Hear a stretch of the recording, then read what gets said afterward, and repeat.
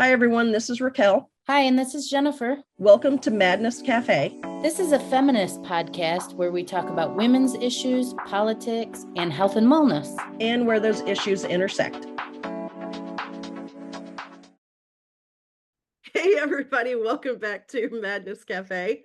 Today, we are joined by Lauren Hayes. And let me give you Lauren's bio. Lauren is a relationship coach specializing in supporting ethically non-monogamous, also known as ENM, couples, including swingers and the ENM-curious. Trained in both life and relationship coaching, she helps couples navigate and engage the swinging and non-monogamous community in the healthiest of ways.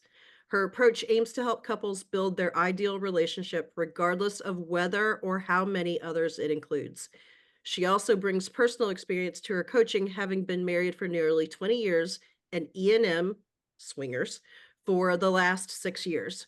She offers coaching and practical advice grounded in her own life, as well as professional training. She goes by Swinging Lifestyle Coach. Lauren, thank you so much for being with us today. We are very excited to talk to you about ethical non-monogamy and all that it entails. So thank you for being here. Yeah, thanks for having me. I'm excited to talk to you about ethical non-monogamy. First thing I want to say is for our listeners, this is our Christmas present to you. Enjoy. We get to talk about fun Sex, stuff. baby. So unwrap that. And me and some other people. La la la la. Okay. Nice, Yep. Raquel. How did you become a relationship coach?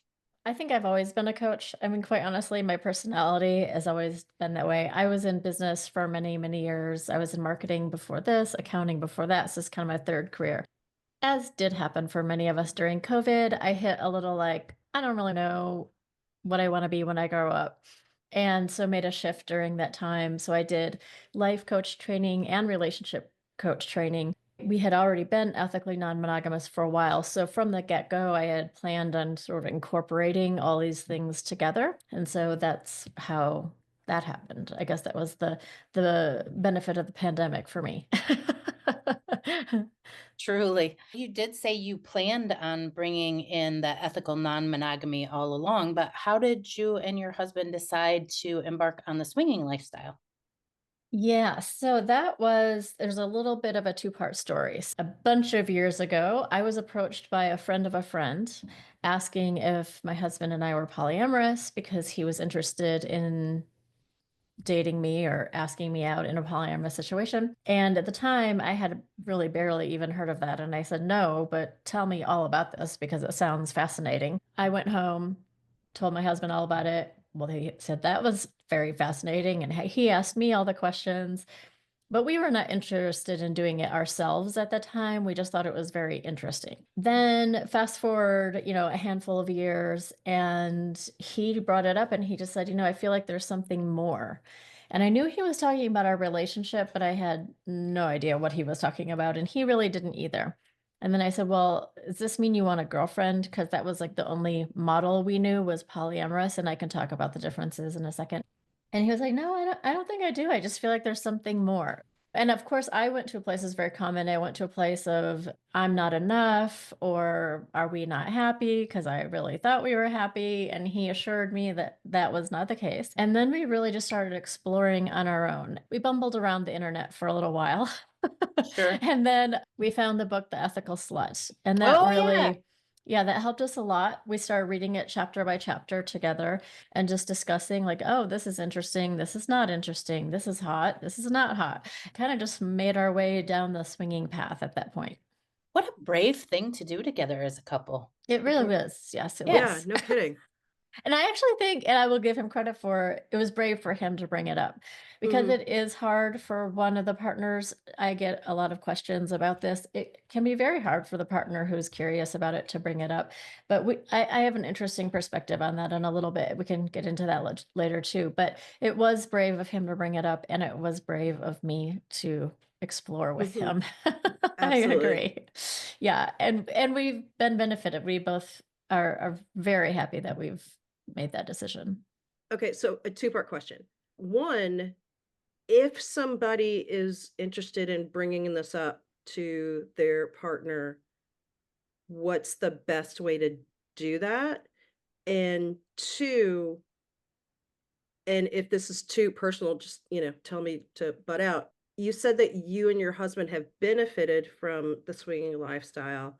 Can you talk about some ways that y'all have benefited from that, or your relationship has benefited from that? Yeah, absolutely. So I have a book coming out in just a few weeks, and there Yay! are 7 lessons on love and life from a non-monogamous. That's the subtitle. The title is For Better or Even Better. Each one of those chapters is the lesson that I've learned through non-monogamy, but these are universal love and life lessons, Mm, absolutely not restricted to non-monogamous couples, but that could make any relationship healthier. So okay. overall, that's the benefit that I would say that we got, because entering into non-monogamy is a bit like taking your relationship to the gym. It's like really putting some pressure on your relationship. So any places where your relationship maybe is not the healthiest is going to show up really quickly. Mm, The whole process that people really commit to in non-monogamy is constantly acknowledging and being willing to look at and fix those cracks. So, by the way, not only does that make you a lot happier in your relationship, it makes you a lot happier with yourself. And that's Mm, actually what one of the chapters are about, is the importance of the relationship to self, especially in non-monogamy. That's why I would say that that was a huge benefit for us. And then what was the first part of that question? Because I think I said I did um, part 2. yeah, no, that's totally fine. What is the best way Oh, yeah, for for the if partner. yeah, for Yeah. if you're in a relationship and to you're tell your interested, baby you want to yeah, play. yeah, Yeah. Hey, Yeah. yeah, just like baby, I want to play. maybe that's not probably the best way to do it, but Well, I yeah. mean, you be you. That's what I'm going to say about that. But also, here's one thing that, okay, I do have a guide on my website Mhm. called Popping the ENM Question. So if people Yes. want to download that just to kind of like read through as well. But the gist of that is, first of all, one of the mistakes that people make is they're secretly curious. And so then they go off and they start doing all this research on their own because they want to figure it all out before they Mhm. take it to their partner. Uh, Wrong. Don't do Okay. it. Because because if you go to them when you are just curious and you don't know anything about it, that's what you can say. I'm just curious about this. Okay. I don't know if it's something I would ever want to do. But like my husband, doing it at that stage, then you can invite them in the exploration together. And now Got this is it. a oh, totally different thing. Because otherwise, if you go off and do all your own research and you're like deciding what you think your partner might be more interested in and what you might be, then you go to them with this like, hey, I've been curious about this thing and I did all this research and I have it all figured out. And here's what I think we would like and how we could do it. And, da, da, da, da, and I just need you to say yes or no. Right. Now Like that is now you have to catch up to this other person. correct. The earlier you bring it up, the better. The other thing that I want to say about this, and I will say it about my own situation in hindsight too, it is common for people to be afraid to bring this up to their partner because of a lot of myths and misconceptions Mhm. about it, first of all. Second of all, if you're just curious about something, that, like, I'm a little bit shocked how scared people are to mention it. They say, "Even if I mentioned this to my partner, they would leave me." And I'm mm, like, Wow. "Oh my goodness, like, you can't be curious about something?" That's not the Because strongest relationship. exactly. And so when I said that entering in non-monogamy is going to highlight things in your relationship that are not so healthy, I mean, if you thinking about non-monogamy, you think your partner's going to break up with you over that. Now that's already maybe something to be looking at in your own relationship, that you're not Mhm. even allowed to be curious about something. Good point. And I'm going to bring up curiosity 1,000 times, because curiosity is probably like the number one relationship builder. Like if you can bring Mhm. curiosity into every conversation you have with your partner, that is, can just save a lot of conflict. I'll put it that way.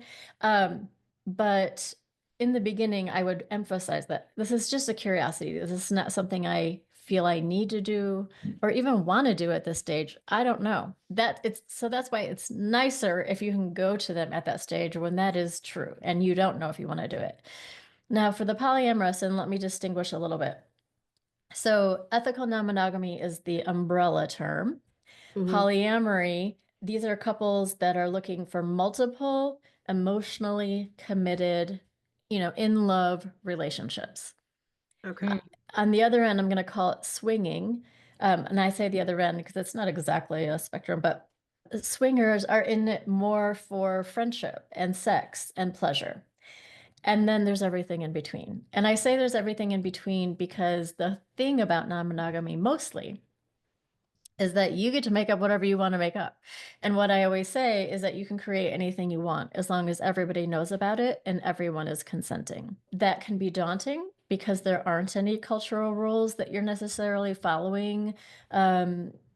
You're considering a whole relationship structure that we didn't grow up in, and that's exciting. You can create what you want, and it can be a little daunting. So that's also why I exist.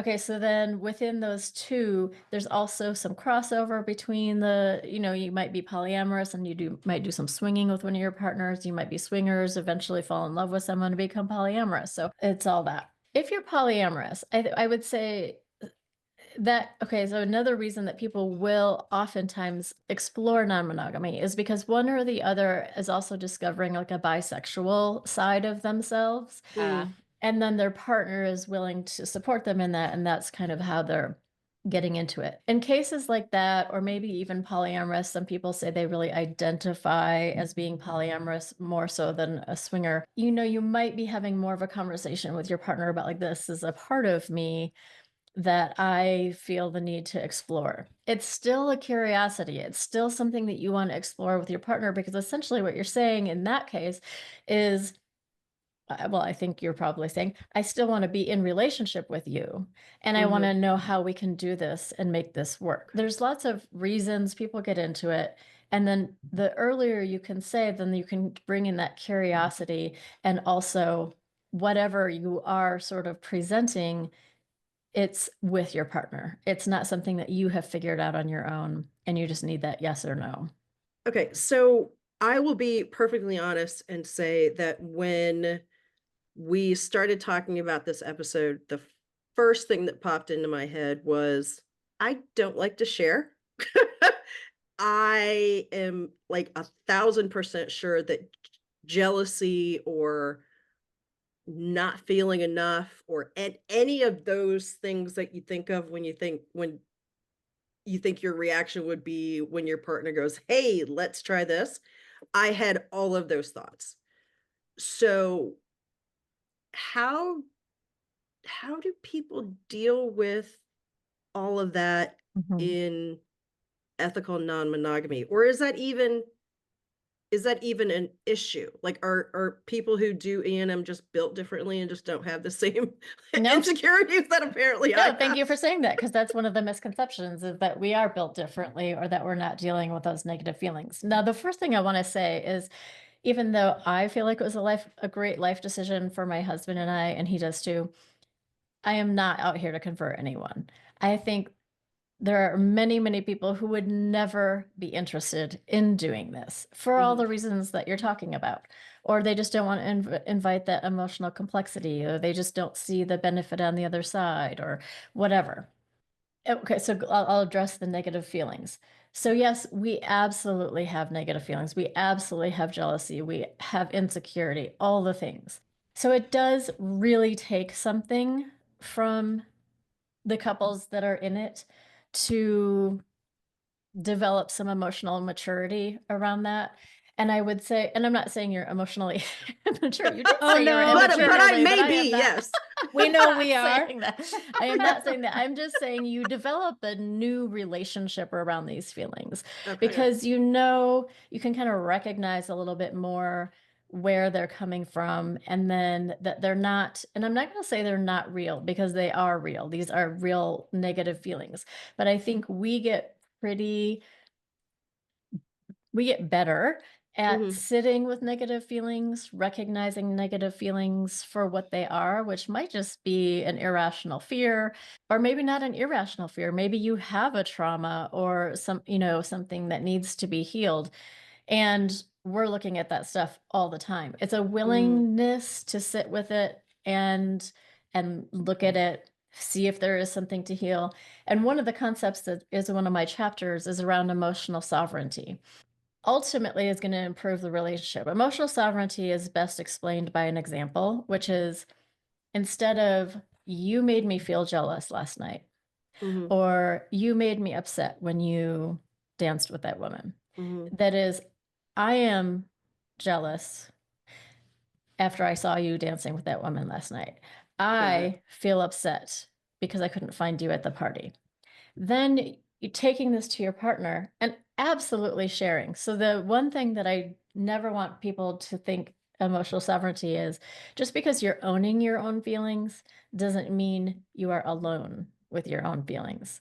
When Okay. this is something that you are dealing with, you do take it to your partner. And last night I'm really jealous about that thing that happened last night. It's weird because that same thing has happened before and I wasn't jealous that time. So I don't really know what's going on with me. And then your partner can get curious Yeah. and be like, yeah, that is really interesting. Let's talk about that. And sometimes coming out of that might be a boundary or something that you want to put in place because there was something about that particular situation that you're recognizing that is a real sore spot for me.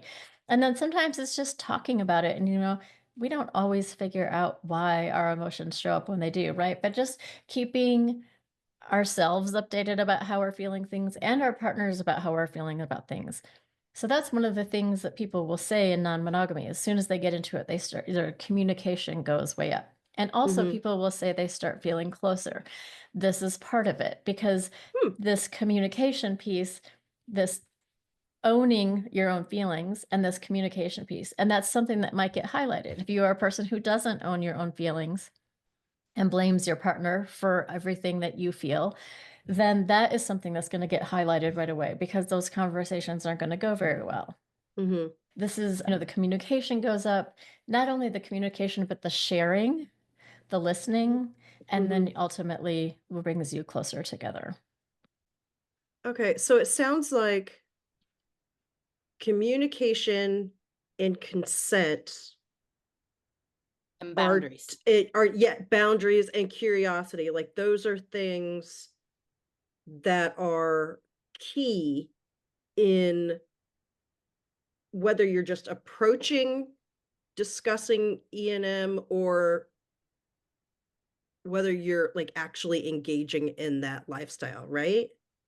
Yeah, and I would say that those things are going to I help was just every thinking, single I was relationship. just thinking the Every same single thing. Well, relationship. So yeah, yeah. sure, If yeah, if yeah. we don't have that in our relationship, That's true. right? That's true, that's true. Well, maybe y'all can tell, I have not been in a relationship in a while, so I don't know anymore. I do not know. That By could the be end of this one. conversation, you're going to know. Yes, there's I hope think for me. I think that could be one of the real benefits of exploring some lifestyle choices is that it does seem to force the things that should already naturally be there, like Yeah, boundaries and consent and communication, communication. You'd have to bring these all up to another level. right. Yeah. Absolutely. And that is what happens. And so that's in my book at the end of each chapter. So every chapter is the lesson, and at the end of each book are some conversation starters. So this book is as much for monogamous couples as non-monogamous couples. And these are just the topics that kind of come up. And then you can talk about each one of these, like, how do we think we're doing in this particular area? Yeah, it's absolutely, that's why it makes relationships feel closer. It's not. Mhm, Yeah, so I mean, for example, my relationship training that I did is Gottman level 1 relationship training. mhm, Gottman is research done on monogamous couples, decades and mm, decades of research on monogamous couples. So when they say here's what makes up a healthy relationship and here's all the components of a healthy relationship, they know what they're talking about. Now, what I say is that our relationships are not any different than monogamous relationships. The difference is, as I mentioned earlier, it's like taking your relationship to the gym. All of these parts have to be operating at a healthier level just because you're inviting in so much more complexity. yeah, And that commitment piece, like I said, is a real commitment to acknowledging whenever you stumble across these areas like, oh, we're maybe not doing this very well. I think that the thing that's hard for people to understand is they don't understand the benefit that's on the other side of non-monogamy. So they're like, why? Why are you inviting all this complexity in? Why are you working so hard in your relationship? Well, I mean, first of all, it's awesome to have a great relationship. Second of all, so I think when people hear swinging, there's a few misconceptions that come up right away, and you can tell me if you have these thoughts or not. That we're just running around having sex with everyone and anyone. You know, if you go to a swinger club, it's like a huge orgy, and if you walk in, you better get naked and plan on joining that pile. Mhm. I did not have that Okay. conception of it. I Okay. think I had all of Well, these especially probably. especially with swinging, I would say probably less with the polyamorous side of things, but that is what people think of. And Yeah. so they're like, why would I invite complexity and then just be put in that situation? Well, what I often say is that swingers, especially, will come for the sex. They might be attracted by sex, whether that's sexual variety or sexual fantasy. A lot of people will also just be looking to kind of fulfill a fantasy or two that they have between themselves, or this like bisexuality that they want to explore. Sure. But when they get there, it's so different than anyone ever thinks. And what everyone stays for is the community and the friendships. So this is a very open-minded, sex positive, body positive, just fun crowd. I mean, this is one thing that swingers excel at, and that is having fun. Like we go out, we're meeting new people all the time. Our social lives become very rich, and we're not having sex with anyone and everyone. This is a very, it's like dating. I don't know if maybe some people have sex with every single person they go out on a date with.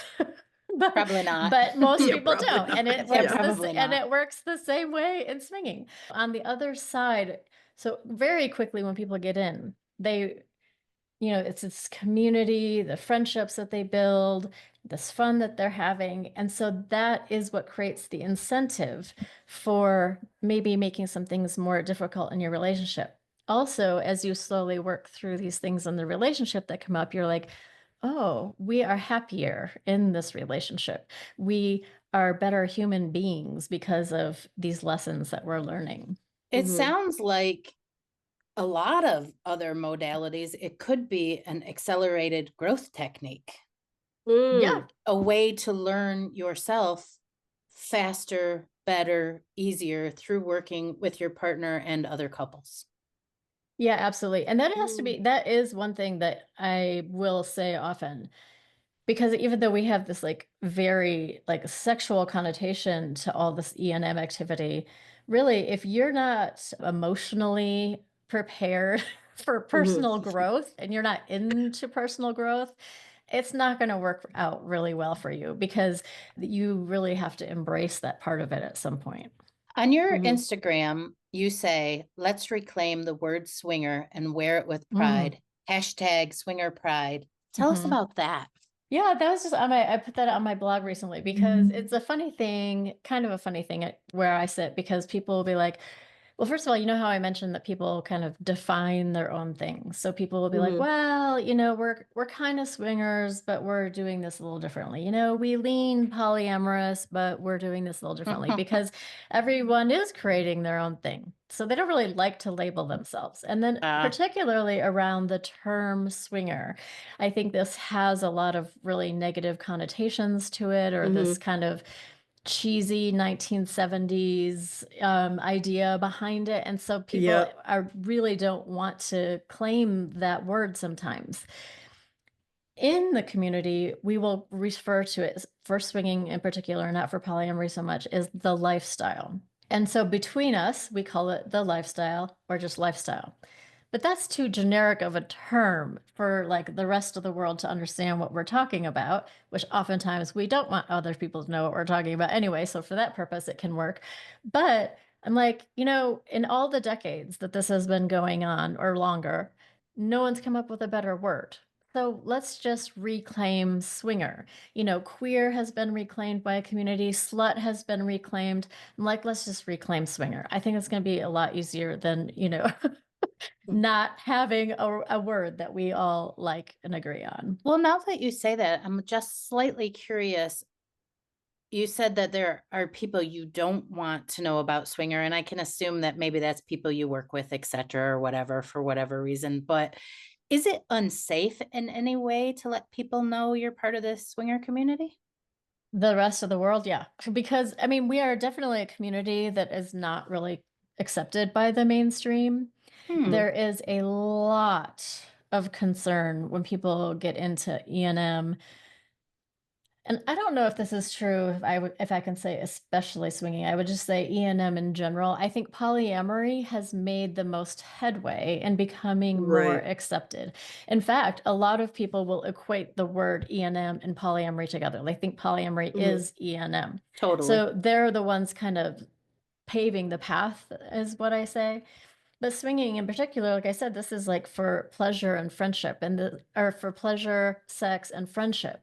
This Oh, is how darn this. you have some How pleasure. darn us do that. Yeah. And so, there are people worried about losing their jobs, and there are people who do lose their jobs if Yeah, Oh. it's found out that they're about that. in Yeah, the I did community. too.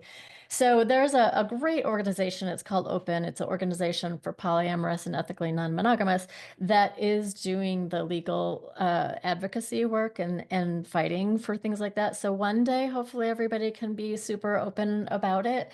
But right now, especially with swinging, I will say, people hide it for Mhm. Okay. a long period of time. Some people are never open about it.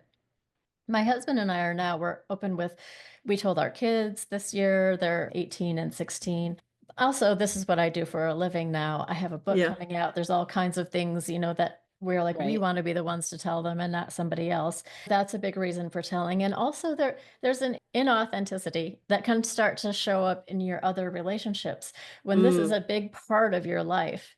And you Mhm. go out one night and you're like, go out with some, you do end up in an amazing orgy. And then your friends the next day ask you what you did. And you're like, oh, we went out for dinner. Yeah. There We had is some just really good food. really good food. I've been thinking about that food all day. Dinner So, was great. and even when you tell your friends, your monogamous friends, some of them are so fascinated and they want to know all about it and hear all about it. Some don't, but they're like, well, Mhm. thank you for telling me. And you may never talk about it again, but at least you're being more authentic if you can share with people. Yeah, you're not having to wear a mask. But I could Right. see how that there's no protected class in regards to jobs. So anyone Right. could just be See, this goes right to the heart of the hypocrisy in society, that totally. you can lose your job for being in consensual, Yes. Totally. non-monogamous relationships, Yes. but you can go and fool around and cheat on your spouse all day long, every day. Everybody knows that it's a secret, but everybody knows, and you're It's not going to true. lose your job. It's true. Well, that just 100%. pisses me off. That It pisses does me off so me. hard. Thank you. It does me too.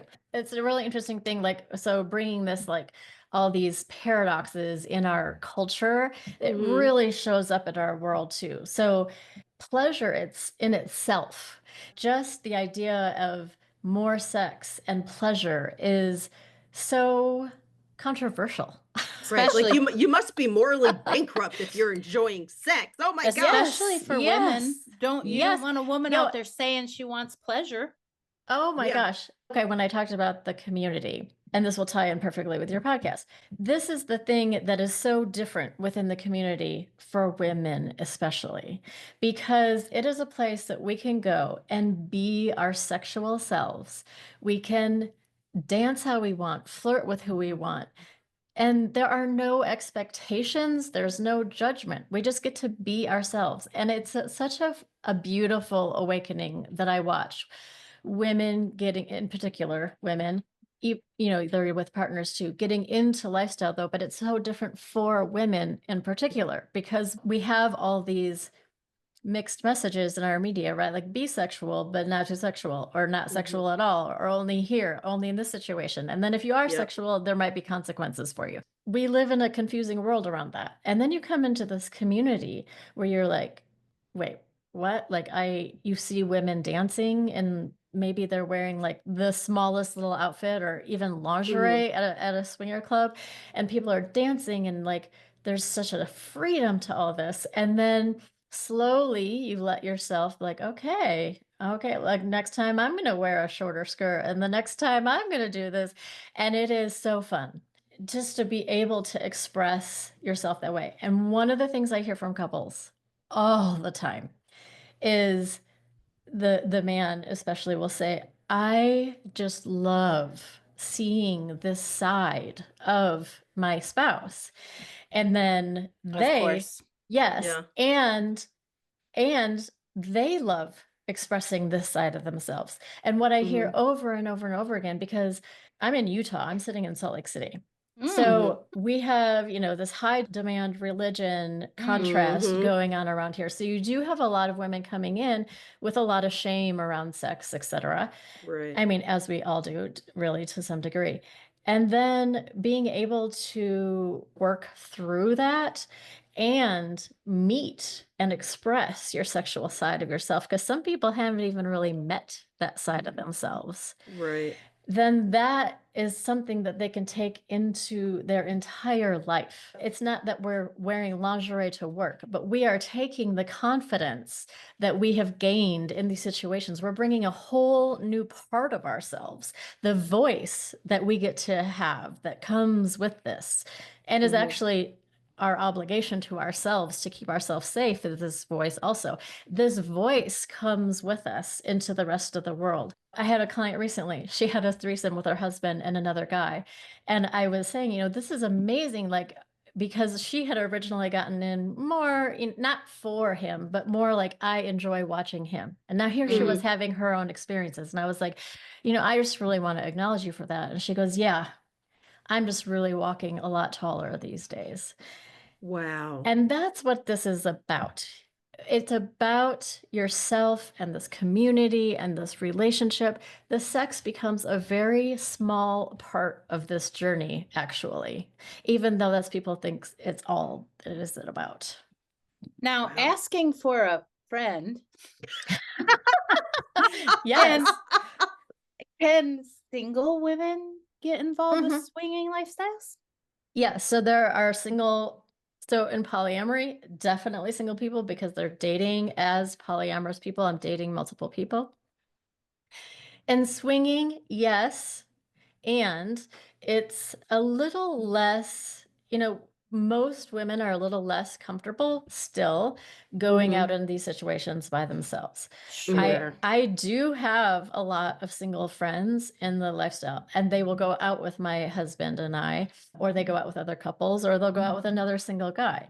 Single guys don't have a great reputation within our world. This is swinging, not polyamory, because a lot of guys hear about this. They think they know what it is. They show up at a club if they're allowed in. A lot of times single men are not allowed in.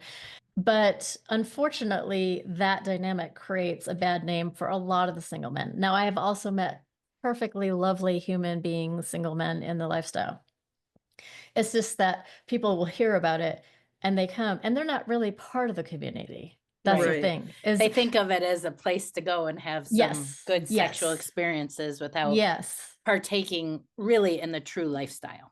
Yeah. Right. And they're not part of the community. And that's why they have a bad reputation. Whereas that just doesn't really happen with the single women as much. And also, so you may find this entertaining, the women have a nickname of being unicorns because they're harder to find. And also that is, like I said, sexual fantasy will be a reason why people will kind of investigate this. So maybe they want to have a threesome.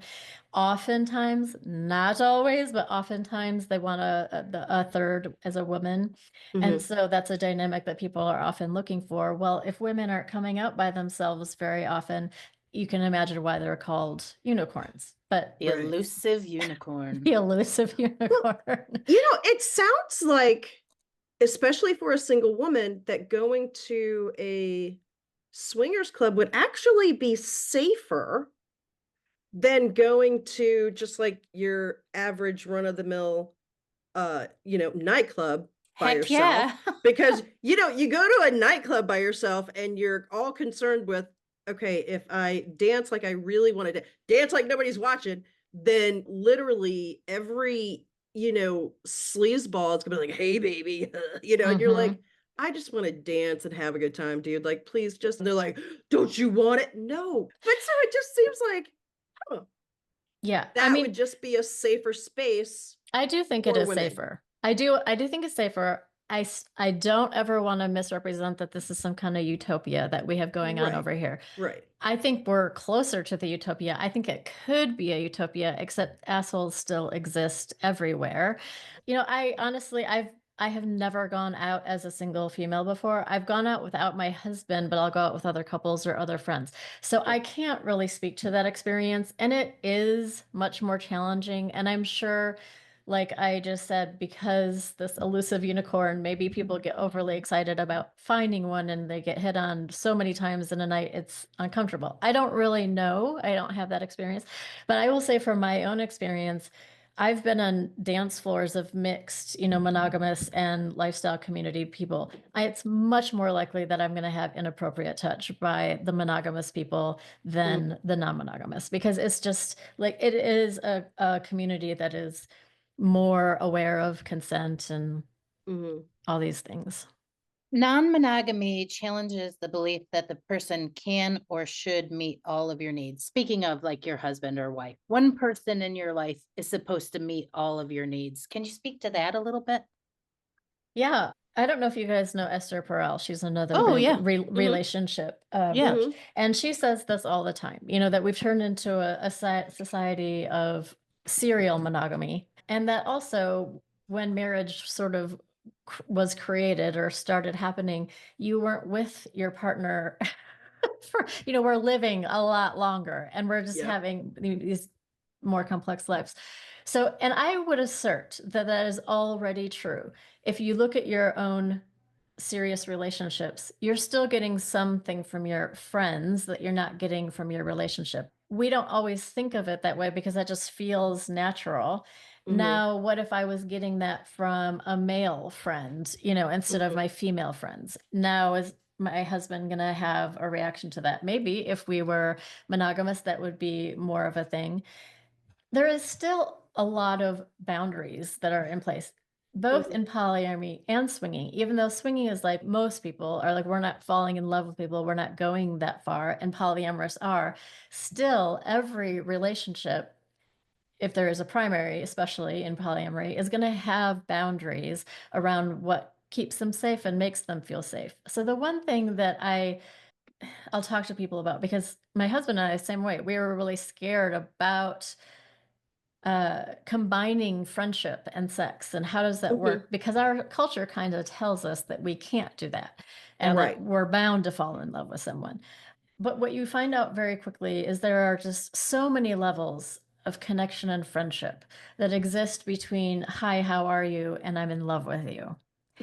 And Yeah. this is really where we're operating, is in all these levels of connection. Now, do you have to be a self-aware person to know what level of connection you're having with people? Yes, you really do. Yeah. And do people accidentally fall in love? Yes, just like they Mhm. do in the monogamous world. So it's not really different. It's just you have to be more self-aware about it. And also, you might have some boundaries with your spouse around, like a common one will be for swingers anyway, no sleepovers. So you might be Mhm. out with other people, but you're not sleeping over with other people, or different things that you can put into place to kind of keep some of those emotional boundaries up. Okay. I think this might be a good tie-in to my next question. On another podcast, I heard you talk about commitment to a person versus commitment to Mm. a relationship. Mhm. Can you talk about that a little bit and how those are different? Because I think, at least in my head, if you're in a relationship with a person, you're committed to that person. And like, in my head, they're basically conflated. And I think society conflates them as well. So can you talk about how those are actually probably different and maybe should be different?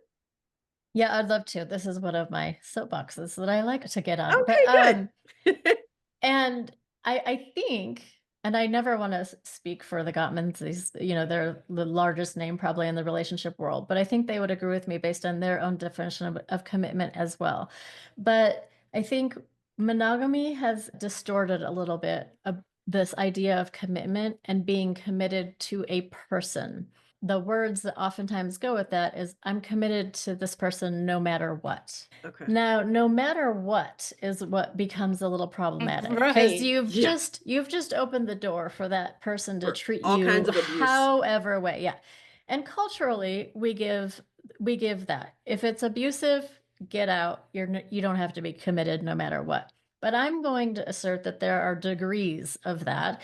And Mhm. so rather than being committed to a person, I always use the two circles that overlap, and that overlap is the relationship. So you're each committed to having a relationship that is fulfilling to both of you. If it is not, you're committing to working on that relationship together until it is. Okay. So this is not a difference between monogamy and non-monogamy.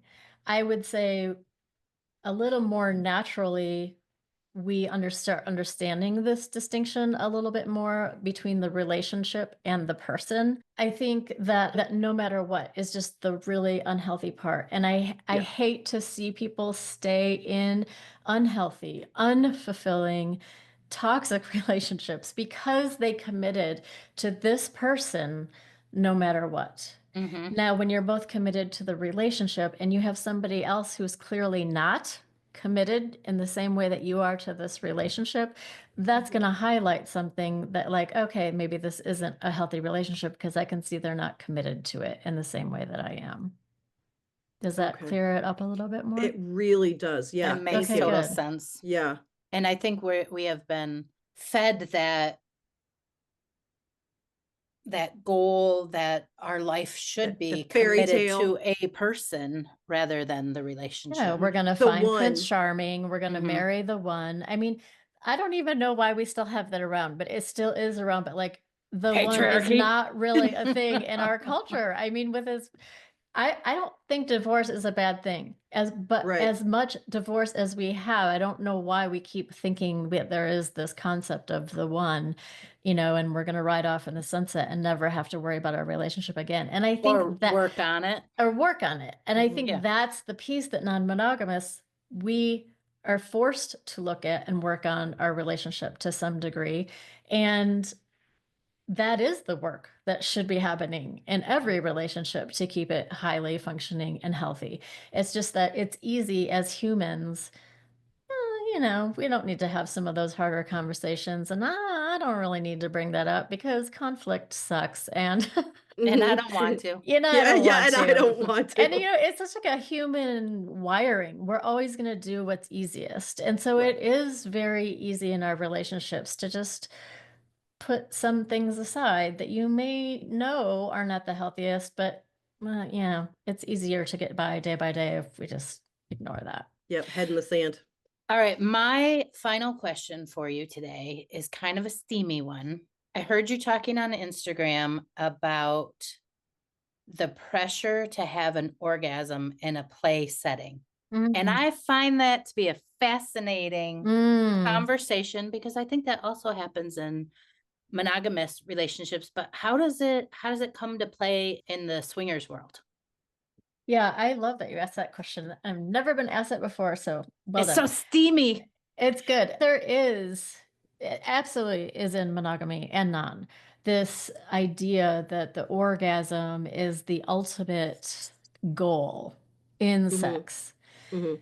Now, and I will also assert that like penetrative sex is sex. That's the other thing that we kind of, Right. define within that. And women generally do take longer to have an orgasm than men. I've noticed. And there's something called the orgasm gap, and I'm sorry, I'm not going to remember the woman who writes about that, but that men have more orgasms than women Yeah. because the man reaches orgasm, whew, and then And it's he's over. done. He's done, and it's over. I'm going to feel really uncomfortable because now it's going to take me 20 more minutes for me to have an orgasm. And also, we both might feel something's going wrong here. And Yep. as soon as that gets inserted, good luck having an orgasm. I was just gonna say, then it's about darn near Yeah. impossible. Yeah. So what's really interesting about the swinging community is that culturally kind of does carry over the idea that the orgasm is sort of the goal. I Mhm. think when people are in the community for a long enough time and start expanding their views of sex and what it's all about and these experiences. So just for a very personal example, the first time that we were with another couple, unbelievably, I did have an orgasm. And then for the next year, I did not have an orgasm in these settings. Because, there's just a lot going on. Also for men, this is what I think is particularly interesting. I think this pressure has been felt by women for a long time. Why am I not having an orgasm? Mhm. Mhm.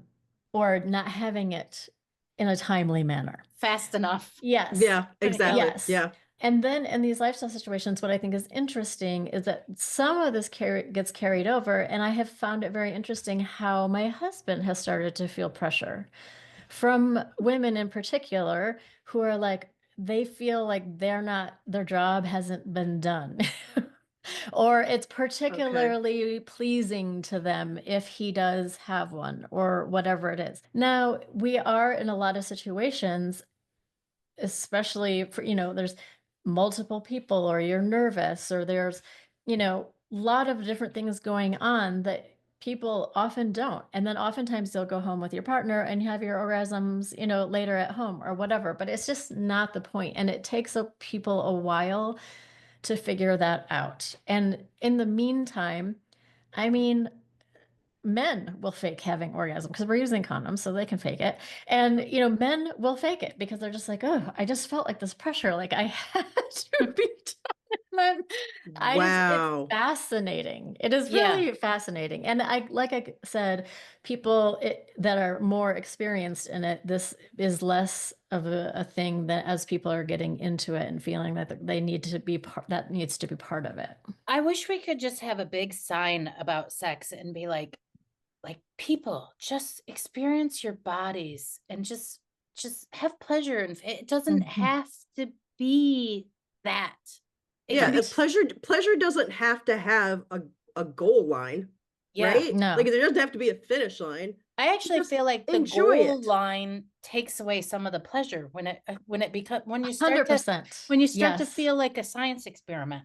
Yeah, yep. Yes. Or Like you feel if like I it's a push job. there, Yeah. what will happen? Yeah, or if I do this step and then that step and that step and okay, done. No. Yeah, that is something else that I would say this community excels at is Mhm. understanding, allowing, and Mhm. learning pleasure. And I say allowing like that because of all this shame that has grown up around pleasure and sex. I think a lot of women can really get in their heads about just being there, being in Yeah. our bodies, feeling Yeah. all of it. And, and we all can get in our heads about, especially in these group situations too, we can get our heads about like, well, am I taking up too much Time. space? Am I getting too much attention? Whatever.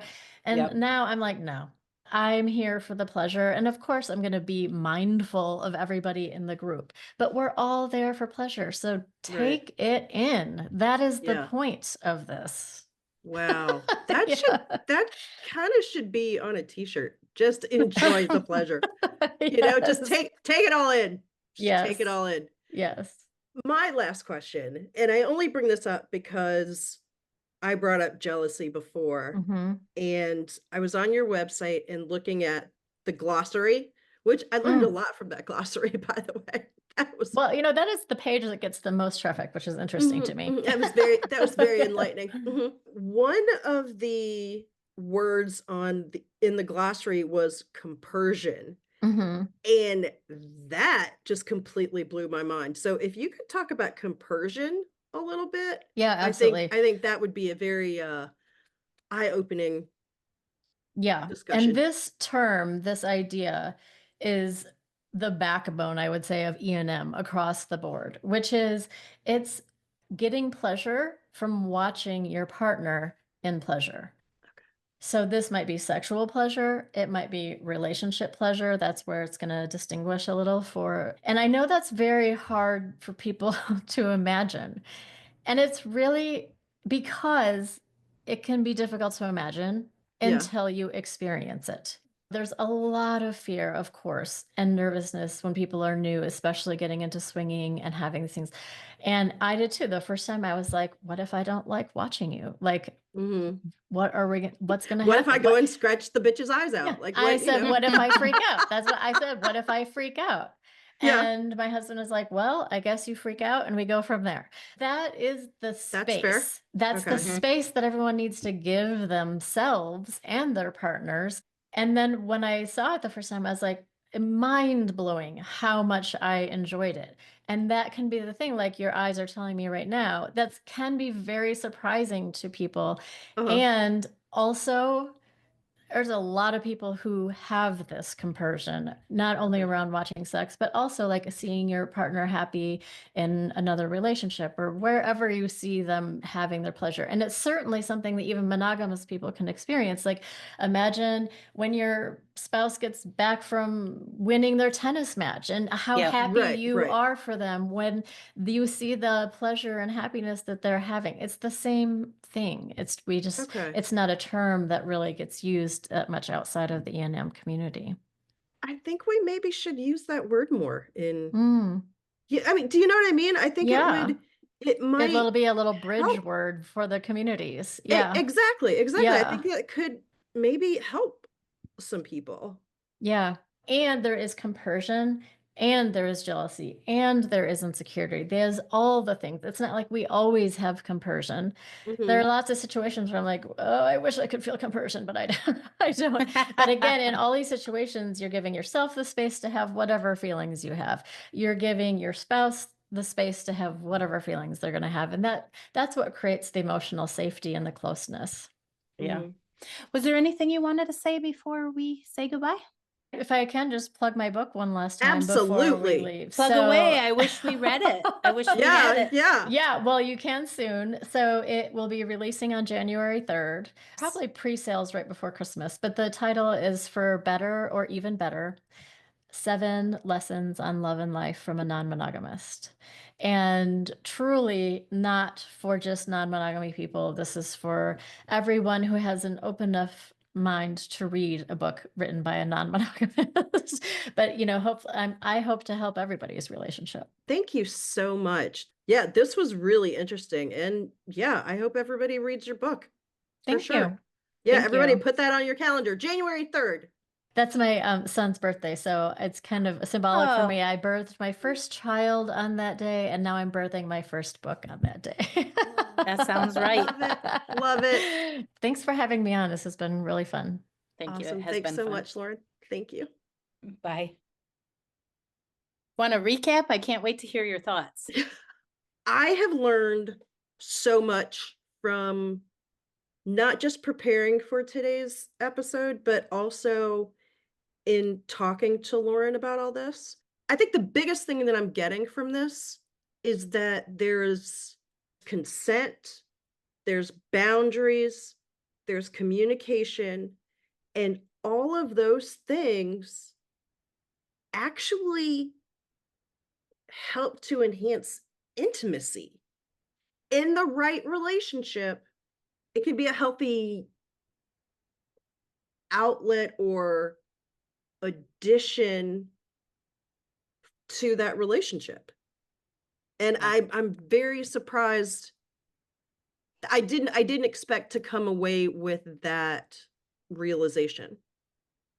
You're going to think I'm a little woo-woo or whacked or weird or whatever, but Well, we're whatever. both woo-woo and a little weird, but that's part of our charm. I really started relating the work that Lauren was describing that she was doing, her Mhm. husband's doing, specifically, they're each doing, but they're also doing together as spiritual, and is very Mm. similar to the work that Matthew and I were doing in breath work. Matthew working Mm. on himself, me working on myself, us doing our breathing and sitting together Mhm. and working through not only communication and relationship, but also going through childhood trauma, ancestral stuff. How much of this is what I'm experiencing with you right now, but how much of this is what I bring from my past, what I bring Mhm. from my upbringing, what I maybe bring from past lives. Mhm.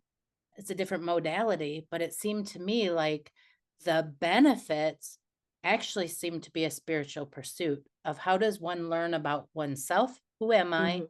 And who am I in relationship to this other person? Not necessarily how do we, well, I guess like Lauren herself said, not necessarily like you, maybe you think at first you're going to go out and have this wild sex, and you probably are going to have some wild sexes, part of this spiritual pursuit, which is all the more amazing. Weirdly enough, it seems like another path to self acceptance, self learning, Mhm. self love, and also learning to have that respect for your partner as well. I think that all makes perfect sense, and it actually goes back to what Lauren said in the beginning, that having that relationship with yourself and knowing yourself well enough to know if you can enter this sort of relationship, that's incredibly important. Learning about yourself, knowing who you are, caring for yourself enough to set the boundaries and to communicate what you're feeling, Oh my God, it's huge. it's all tied in together. It's huge. I picture myself if I was part of a swinging relationship, would I be able to say, I would really like to try this? Mhm. That was really fun. I'm very uncomfortable. I'm very uncomfortable with what I saw happening on the dance floor. Not as she said before, you made me feel you did this, you did that. Instead, I'm feeling uncomfortable. And where is that uncomfortability coming from? Is Mhm. it that this is actually just something that's out of my boundary? Or is this something that needs to come up that I need to work on? I see it as a spiritual pursuit. Mhm. Mhm. Yeah, yeah, I think I agree with you on that, and And damn, it could be there's fun too. We w need, like, in well, this absolutely. culture, we need the pleasure, people. Let's have some pleasure. Yeah, pleasure and fun I'm and saying this for exploration. myself more than Oh, anyone else. girl, same. Yeah. But pleasure and exploration and fun. Yeah, If you're going to enter into exploration with someone, that's absolutely going to necessitate communication. for sure. If And you're what a great accelerator. How much faster could you do it working with your partner to Mhm. uncover these things? I think it's Yeah. amazing. I give it a thumbs up, swinging Yeah. lifestyle. Let's do That's awesome. Well, I it. love how enthusiastic you are about this. But what I was gonna point to is that definitely monogamous people can learn from the whether you're in the E&M lifestyle or not, you can still learn from these things because hopefully, even in a traditional monogamous relationship, hopefully there's some exploration still going on there. Okay, totally. But my experience, and I've dated a lot, as we've talked about, for the most part, and I haven't dated Mhm. every man in America yet, There's still but time. there's still time. But my experience has been that these difficult conversations in monogamous relationships are often avoided. And Oh, yeah. whether that has been my partner or it has also been myself. It Ye just seems to be we don't really have to have them, so we So don't. we don't. We're just Right. like, "Let me just put my head in the sand. Thank you very Yeah, and much." let's we'll Yeah. let this blow over unless Mhm. there's some major crisis that makes us deal with it. We just don't. And that's Yeah, why I say this is the great accelerator. absolutely. There's so much all of us can learn from this. Yeah. We just need to be open to learning about it and hearing about it. Whether you actually go out and go to a swingers club or invite somebody else into your relationship or whatever, regardless of whether you do any of that, just have an open mind. You can learn something from this. Any of you swinging couples out there that want to take me with you, give me a call. Oh, and then I want to hear about it. All right, it's a deal. It's compersion. I want you to be happy. Bye, Raquel. Bye, Jennifer. Thanks everyone for listening today. We will be back with more Madness Cafe next week. You can find us on Instagram at Madness Cafe Podcast or email us at madnesscafepodcast@gmail.com. Bye.